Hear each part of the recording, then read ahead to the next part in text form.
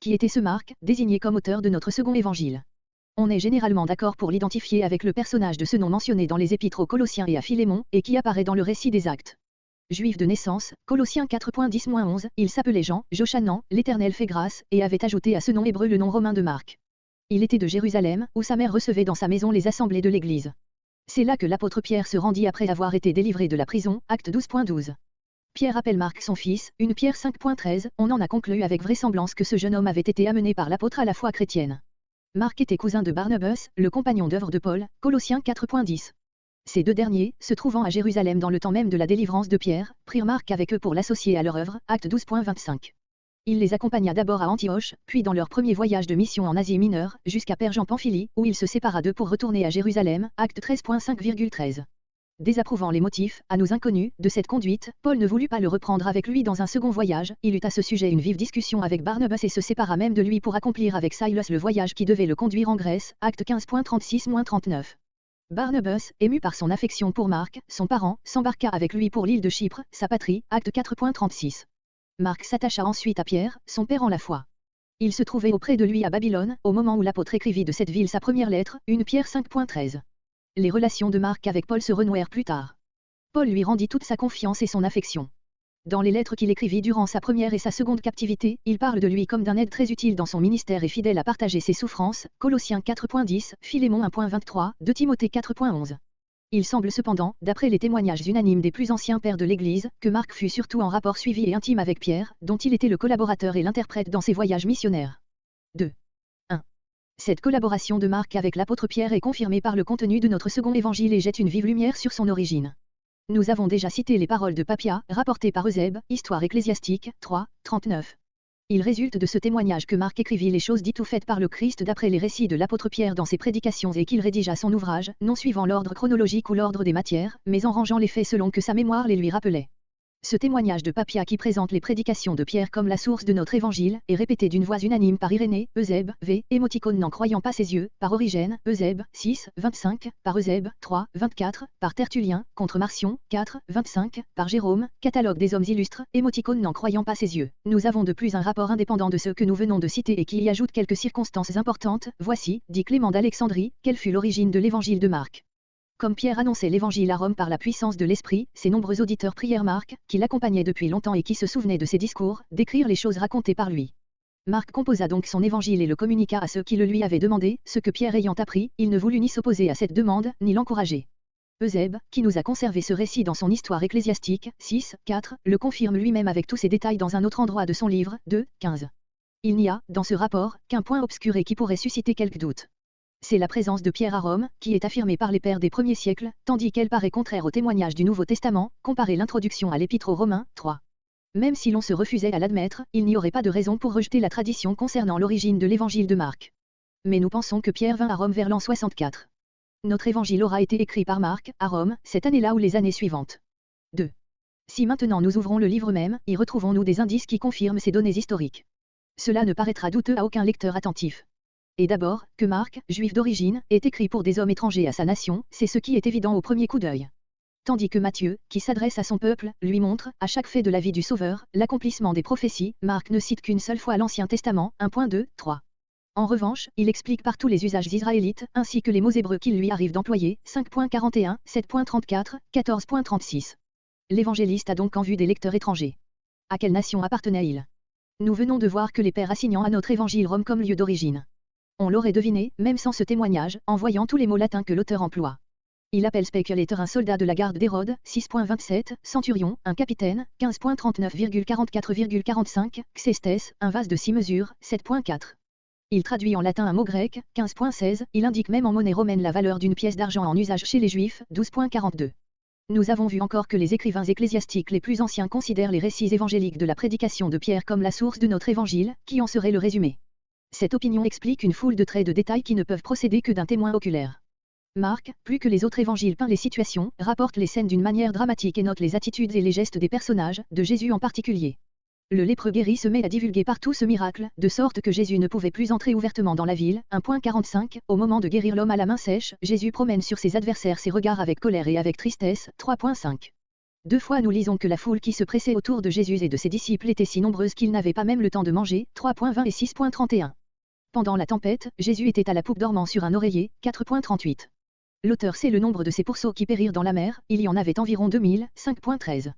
Nous apprenons que les disciples, dans leur première mission, ognaient d'huile certains malades qu'ils guérissaient, 6.13. Jésus, au moment de guérir un sourd muet, soupira et dit en hébreu Ephata. C'est-à-dire, ouvre-toi. 7.34, Jésus accueille avec amour les petits enfants qui lui sont présentés, en les entourant de ses bras, 10.16. Quand le jeune homme riche vient à lui, sincère dans son illusion d'avoir gardé toute la loi, Jésus, l'ayant regardé, l'aima, 10.21. Jésus monte pour la dernière fois à Jérusalem, marchant devant ses disciples effrayés, qui le suivent, saisis de crainte, 10.32. L'aveugle de Jéricho, que Jésus appelle pour le guérir, jette son manteau et s'élance vers lui, 10.50. C'est par Marc seul encore que nous connaissons le trait de ce jeune homme qui suivait Jésus en Gethsémanée au moment où les disciples s'enfuirent, 14.51-52, et que nous savons que ce Simon de Cyrène, qui eut le privilège de porter la croix du Sauveur, était le père de 2 hommes connus dans l'Église primitive, Alexandre et Rufus, 15.21. Nous pourrions citer encore divers autres traits, particuliers à notre évangile, mais ceux que nous avons indiqués suffisent pour nous convaincre que l'auteur est en effet l'interprète d'un témoin oculaire. Or, que ce témoin oculaire soit l'apôtre Pierre, c'est ce dont notre évangile renferme encore quelques indices significatifs. Pierre y tient une place notable et maint récit porte la trace de ses souvenirs personnels, mais d'autre part cet évangile passe sous silence tout ce qui était à la louange de l'apôtre et met au grand jour ce qui pouvait l'humilier. Dans la scène de César et de Philippe, Marc n'oublie ni la faute de Pierre, ni la terrible parole du Seigneur, « Va, arrière de moi, Satan. Car tu ne comprends pas les choses qui sont de Dieu, mais celles qui sont des hommes. » Mais il omet ces belles paroles d'approbation prononcées quelques instants auparavant, « Tu es heureux, Simon, fils de Jonas. Je te dis aussi que tu es Pierre et que sur cette pierre j'édifierai mon église, Marc 8.32-33, comparez Matthieu 16.17 et suivant. Dans le récit de la tempête, il n'est pas dit que Pierre eut assez de foi pour s'élancer au-devant de son maître en marchant sur les eaux, Marc 6.47 et suivant, comparez Matthieu 14.28 et suivant. Le reniement de Pierre est aggravé par la mention du double chant du coq, Marc 14.30, 72. Des traits pareils ne sauraient procéder de l'évangéliste, mais bien de l'apôtre dont il recueillait les récits.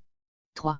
Tout en puisant ses matériaux dans ses souvenirs de la prédication de Pierre et en reproduisant avec fidélité les récits de l'apôtre, l'auteur du second évangile a cependant un but bien marqué, et il suit pour l'atteindre un plan qui lui appartient en propre. Dès la première ligne, il donne à son écrit ce titre remarquable, Commencement de la bonne nouvelle de Jésus-Christ, Fils de Dieu.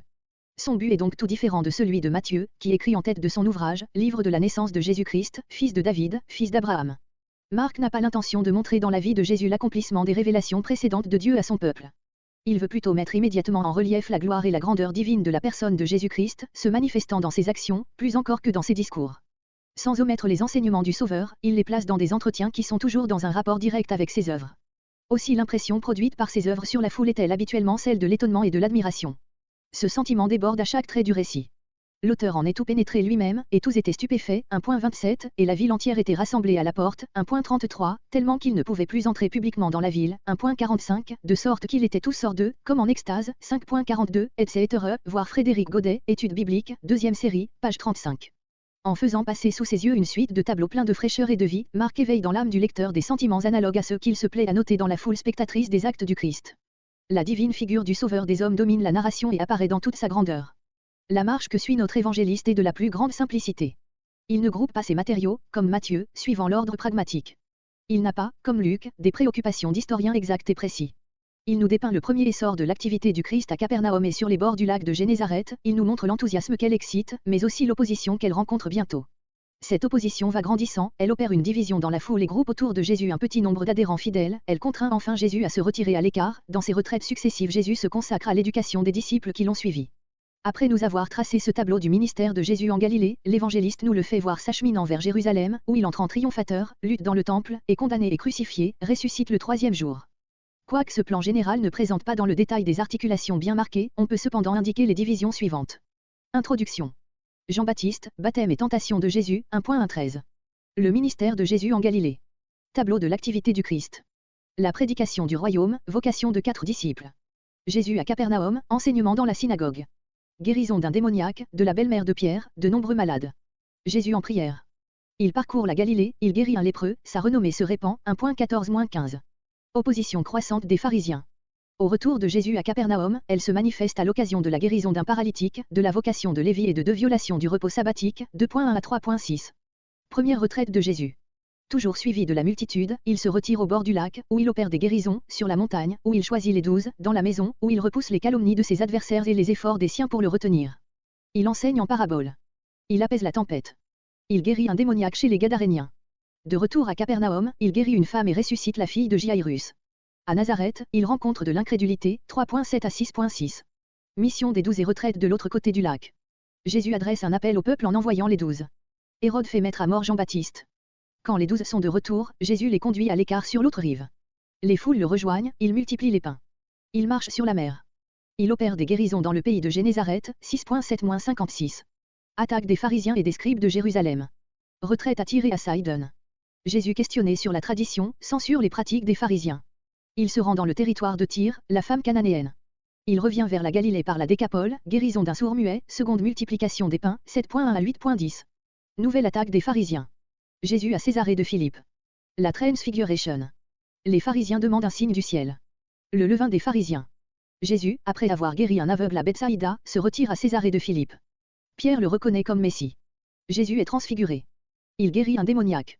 Il revient en Galilée, annonçant à ses disciples ses souffrances et sa mort, et leur donnant des instructions sur la vraie grandeur et sur les scandales, 8.11 à 9.50. La passion de Jésus à Jérusalem. En route pour Jérusalem. En Pérée, Jésus répond à une question des pharisiens sur le divorce, bénit les petits-enfants, s'entretient avec le jeune homme riche et parle à ses disciples de l'héritage de la vie éternelle. Il annonce sa mort et sa résurrection. Demande des fils de Zébédée. L'aveugle Bartimée guéri à la sortie de Jéricho, 10.1 à 52. L'entrée royale. Entrée à Jérusalem. Retour à Béthanie. Le figuier maudit. Les vendeurs chassés du temple. Les principaux délibèrent. Entretien sur la puissance de la foi, 11.1 à 26. La lutte dans le temple. Attaque officielle du Sanhédrin, l'autorité de Jésus, parabole des vignerons, la pierre de l'angle. Question sur le tribut à César, la résurrection, le plus grand commandement. Jésus demande, de qui le Christ est-il fils? Il censure les scribes et admire une pauvre veuve, 11.27 à 12.44. Le discours sur les derniers temps. Les disciples font admirer à Jésus les édifices du temple. Il annonce leur ruine, puis, assis sur le mont des Oliviers, il prédit les événements qui précéderont la fin, la destruction de Jérusalem et l'avènement du Fils de l'homme. Il exhorte à la vigilance, 13.1-37. Les adieux de Jésus aux siens. Le repas de Béthanie. La trahison de Judas. Le repas de la Pâque et l'institution de la Cène, 14.1-26. Gethsémanée. Agonie de Jésus. Son arrestation, 14.27-52. Le procès.